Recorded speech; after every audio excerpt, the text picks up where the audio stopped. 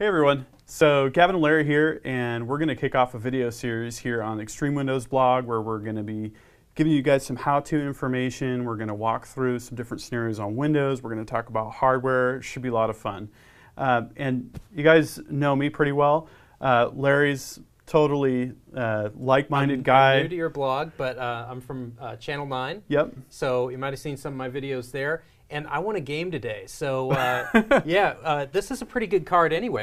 Tell us a little bit about this card. Yeah, so this is an AMD system that I've been using to blog. I did the big 4K display with 3 additional displays and all that. Running all that with this card? That was running all that off of this AMD 7970. A single card? A single card. And what we're going to do today is show you guys how to set up Crossfire with AMD graphics hardware, and then we're going to go into the AMD Vision Engine Control Center and look at how we can monitor it, configure it, that kind of stuff. And what's the benefit from running 2 cards with Crossfire? So with 2 cards with Crossfire, you're going to get nearly double the FPS in your game, and you're going to have other apps that can also basically leverage the GPUs on both cards. Yeah. So it's a totally scalable, it's a pay-for-play model where you can incrementally add your capabilities. So I'm going to get started adding this extra card. So one of the big challenges when I initially set this up and tested it out was power. We've got all of that configured. So I'm just going to add this card into an extra slot that I've got. Put a screw in down to secure it. We're going to get our power hooked up. And then one final thing, we've got the Crossfire bridge here, and we're just going to pop that on both cards. So the only other thing I wanted to mention is that there's these tiny little switches, and there's a setting number 1 and setting number 2. Okay. Setting number 1, you're going to be able to overclock the cards and have kind of complete control over them from the control center. In number 2 position, it's going to limit the performance to the factory spec. So you don't have to worry about anybody goofing with your stuff and smoke coming out of the machine or anything like that. So that's our hardware setup. Next, let's take a look at some games and look at how to configure this thing. Let's do it. Okay.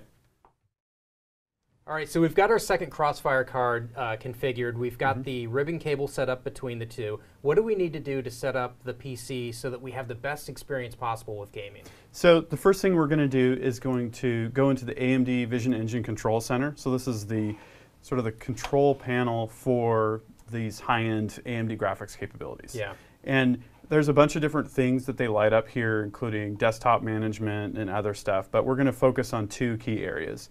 The first is the AMD iFinity multi-display group, which enables you to create these hardware-optimized iFinity display groups, which we're already running here. And so it binds all the displays into one big wide display. Exactly, and it's all hardware-optimized.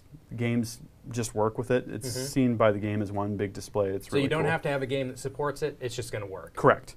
Now, we'll get into more details on that in a future video. Okay. The other main group here that we want to talk about is the performance group. So I'll click on AMD Crossfire, and we can see here that we're enabled. If it was disabled and we've enabled the hardware, like we have, of course, we'd have to enable that before we can use it in a game. And what Crossfire does is it basically takes multiple cards and it uses one card for all of the rendering, and then it uses the additional cards in the Crossfire configuration for all of the compute offload. So depending on your scaling factor, you'll get near a multiple of the number of cards in terms of the frames per second. And what do we get with the configuration we're using here? So with this configuration, we're gonna see an ideal scaling factor would be 2 because we've got 2 cards. Yeah. We're going to see in the neighborhood of 1.9. So that's pretty effective. It's very effective, especially considering initial numbers were around the 1.5 range when they were first pioneering this technology. Okay. And so they've come a long ways with that. We're enabled here. We're good to go. We can also see in graphics overdrive that there are a bunch of different things that we can monitor and play with here in terms of memory scaling and GPU clock settings, all of that. So we have memory clock, a GPU clock. We can enable manual fan control, which I know a lot of people like to do. We can change power settings. We can do a lot of stuff there. So if you're going to overclock your video cards, how do you know how much to overclock it? I mean, what's the best practice there? Yeah, I was wondering that. I asked AMD that question, and their guidance is to start with at about a 10% boost in your memory clock settings and your GPU clock settings. And to try that out with your game, stress it out, and then you can go higher if you start to run into stability issues. And what would those be? How do you know that you're having stability problems? Glitches, power downs, black screens, stuff like that. If you see any issues like that, which I haven't experienced yet because I haven't pushed it too far, then you can just back it down until you get back into a stable zone. So you can actually increase your performance without spending more money on your hardware, which is pretty cool. Are we ready to game? I think so. All right, I want to see it. What are you running? Battlefield 3. Okay. So we're going to play a little Battlefield 3 today. We've already got it running down here. I'm going to come down to the taskbar and click it. And we are going to go into options here so that you can see the video setting. We've got graphics quality set to medium. So you can see here that we've got the full screen resolution set to 5760 by 1080. Now this is amazing. This is running at 60 hertz. So the monitors are running at 60 hertz.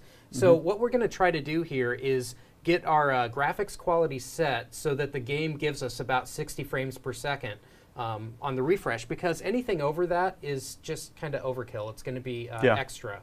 And we won't be able to discern that from looking at the monitors anyway, so probably better to get better graphics quality that ends up coming in around 60 frames per second. So we're running a huge resolution here, and we've got a really awesome DirectX 11 game with HDR lighting and all sorts of cool stuff. What would happen? Why don't you try punching this up to Ultra, and let's see what kind of frames per second we get. All right, let's do it. So we'll put this up to Ultra and apply it. And play a little bit of the game. So it's going to take a few seconds for the game to even out and give us a good frame rate. Look at that. But yeah, we're just over 60 frames, so getting about 61, 63. I mean, just look at the detail level. It's basically photorealistic. Yeah. Very nice. And it is a great experience. So we don't need higher than 60 frames per second, but what are we going to want to do if we want to see how high we can go? If we wanted to. We'll go back into the settings here, go to video, and let's put this back down to about medium. Okay. And let's see what kind of settings we get from that. All right, we'll give it a few seconds to kind of even out. It still looks really awesome. Yeah. I mean, yeah, I can't even really tell that much of a difference between medium and ultra. But you can see we're getting 140 frames per second up there on the peak. This is just awesome.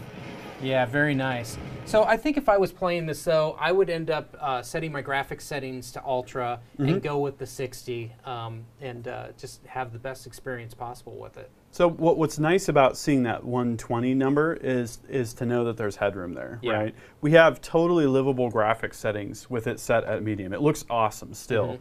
And we know that when the next big game comes out or whatever, we're gonna be good with our hardware, and we can have the game get quite a bit more elaborate and still have that headroom to come back down to 60. Yeah, so if you buy the best AMD card that you can afford, you can always future-proof by just being able to add a second card in CrossFire. Or a third card or a fourth card. Or a fourth card, yeah. Cool. So if you want to know more about AMD graphics, we're going to be covering a lot more on this on the Extreme Windows blog and in this video series. So thanks for joining us.